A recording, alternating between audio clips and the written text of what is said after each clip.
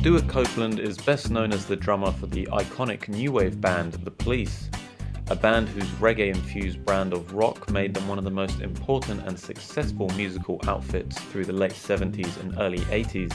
Copeland was able to combine with the expert ability of frontman Sting and the guitar mastery of Andy Summers to produce best-selling records and chart-topping singles. His energetic and innovative style of playing was praised by many, and eventually caused him to be inducted into the Modern Drummers Hall of Fame, the Classic Drummer Hall of Fame, and the Rock and Roll Hall of Fame as a member of The Police. He was even ranked as the 10th greatest drummer of all time by Rolling Stone magazine. But what exactly was it about Stewart Copeland that made him such a great drummer? A good place to start would be Copeland's musical influences. Although his father introduced him to jazz and drumming legend Buddy Rich at a young age, Copeland was more interested in other styles of music.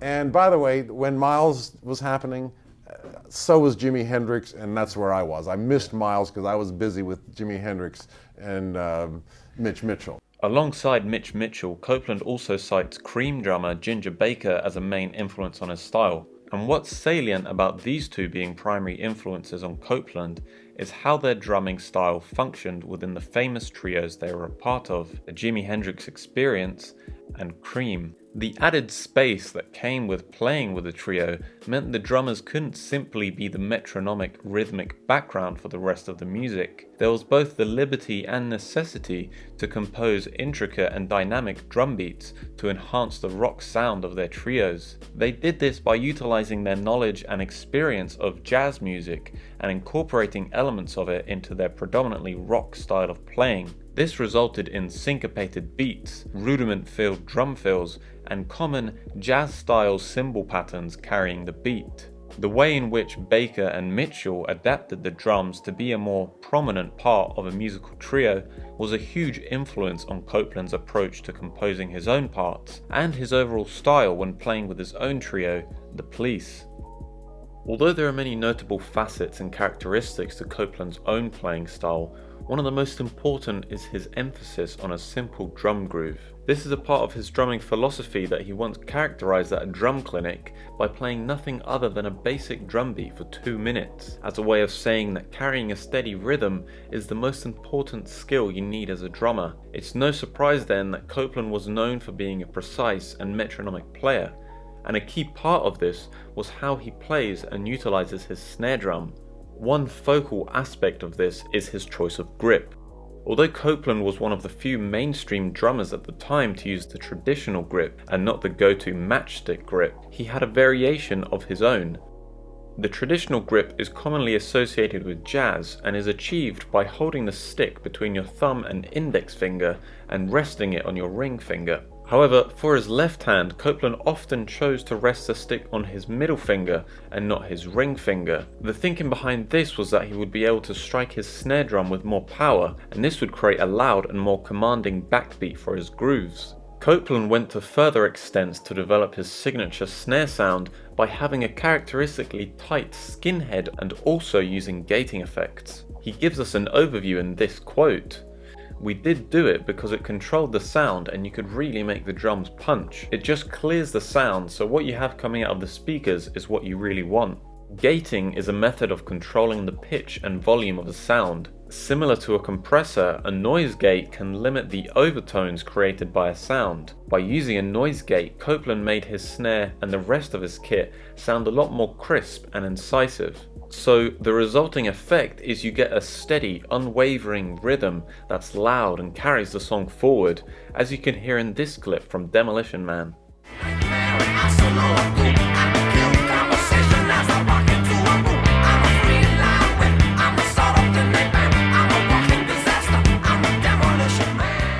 This is, shall we say, just the foundation of how Copeland created a groove. He then builds upon it in this quote from Music Radar. "There is so much expression in the execution of a mantra-like rhythm that when you strip it right down, the tiniest things, the most minute fluctuations of the 16th note hi-hat have great effect.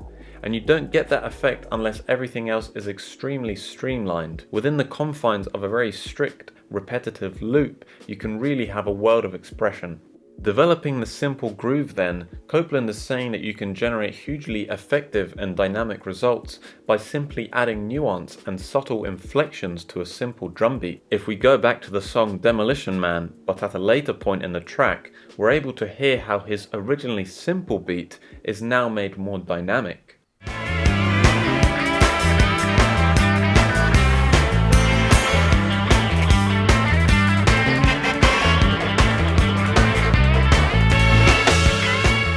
Given the compositional nature of the piece, Demolition Man is unchanging and sticks to that same guitar riff for the whole track. So, as the song goes on, Copeland chooses to make his drumming more and more nuanced to avoid the track sounding repetitive. It could be as simple as placing an accent on a particular hi-hat note, or as extravagant as a rapid rudiment applied to the toms. What's important though is that the key rhythmic anchors of the drum beat, the bass drum on the 1 and 3 and the snare on 2 and 4 in this case, never change. So it's a balance between steady backbeat and expressive musical fluctuations.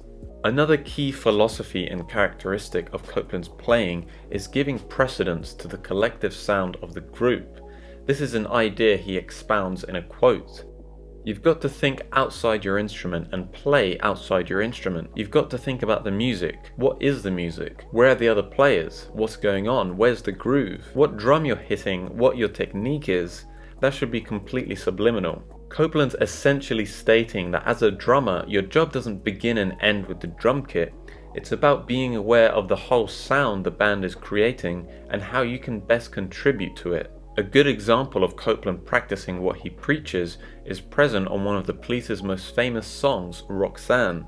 At the beginning of this track, Copeland's drum part greatly enhances the rhythm of the song by matching up with Summers' guitar and Sting's bass. Keep an ear out for how his hi-hat links with the guitar chords and how the bass drum and snare back up the bass.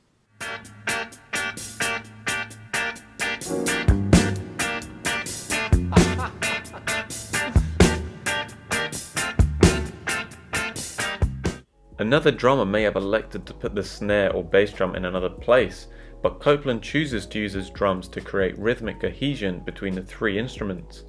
Another good example of Copeland keeping the bigger picture in mind is during this section from Message in a Bottle. A year has passed since I wrote my note.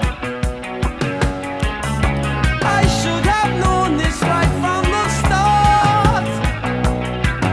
Although he plays the bass drum on every beat, he doesn't use the snare at all, something he was often known to do. By not playing a snare drum, there's a lot of space created for the vocals and guitar, but the rhythm and tempo are still maintained by his bass drum.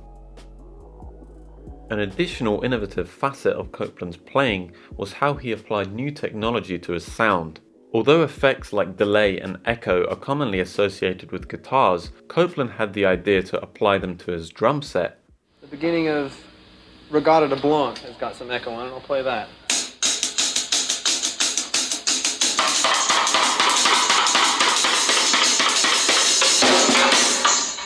Sort of thing.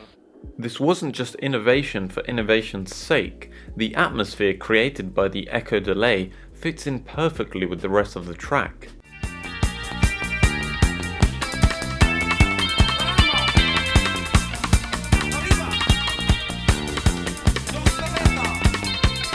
Here's another quote from Copeland discussing the effects. In fact, the delay was a chance discovery which made cool hi-hat stuff really easy. It was a simple trick which is a one repeat delay, so it doesn't have multiple delays and it doesn't build up. It's just one repeat and that makes it much more crisp, and with different settings you can get different rhythms.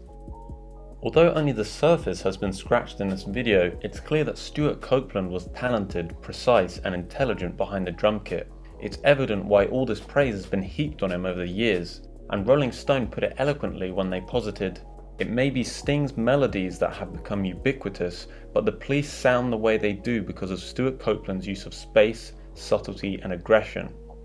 An intellectual and influential drummer in his own right, Stewart Copeland is undoubtedly one of the kings of the drum kit.